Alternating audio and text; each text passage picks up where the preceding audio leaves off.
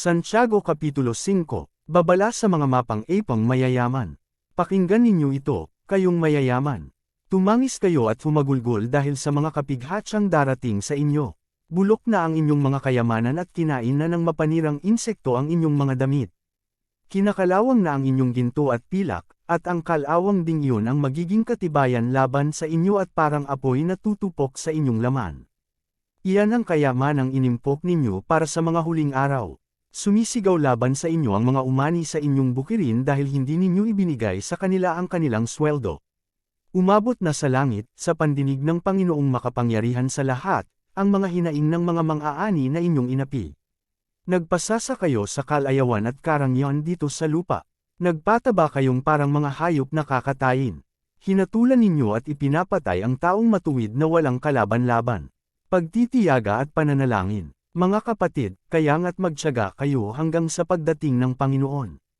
Tingnan ninyo ang magsasaka, buong tiyaga niyang hinihintay ang kapana-panabik na ani ng kanyang bukirin, at minamatyaga ng pagpatak ng ulan.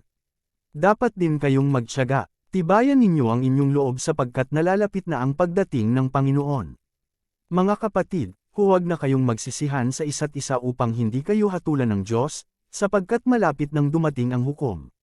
Mga kapatid, tularan ninyo ang mga propetang nagsalita sa pangalan ng Panginoon. Buong tiyaga silang nagtiis ng kahirapan. Sinasabi nating mapalad ang mga nagtitiyaga at nagtitiis. Narinig na ninyo ang tungkol sa pagtitiis ni Job at ang ginawa sa kanya ng Panginoon sa bandang huli. Talagang napakabuti at tunay na mahabagin ang Panginoon. Ngunit higit sa lahat, mga kapatid, huwag na kayong manunumpa.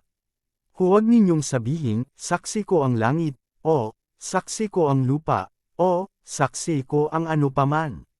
Sapat nang sabihin ninyo, oo, kung oo at hindi, kung hindi, upang hindi kayo hatulan ng Diyos. Nahihirapan ba ang sinuman sa inyo? Manalangin siya. Nagagalak ba ang sinuman? Umawit siya ng papuri sa Diyos. Kung kayo ay may sakit, ipatawag ninyo ang mga pinuno ng iglesia upang ipanalangin kayo at pauiran ng langis sa pangalan ng Panginoon. Pagagalingan ng Diyos ang may sakit dahil sa panalangin may pananampalataya, pulalakasan siyang muli ng Panginoon at patatawarin ang kanyang mga kasalanan. Kaya nga, ipagtapat ninyo sa inyong mga kapatid ang inyong mga kasalanan at ipanalangin ninyo ang isa't isa, upang kayo'y gumaling. Malaki ang nagagawa ng panalangin ng taong matuwid. Si Elias ay isang tao na tulad din natin, nang mataimtim siyang nanalangin na huwag umulan, hindi nga umulan sa loob ng 3 taon at 6 na buwan. At nang siya'y nanalangin para umulan, bumagsak nga ang ulan at namunga ang mga halaman.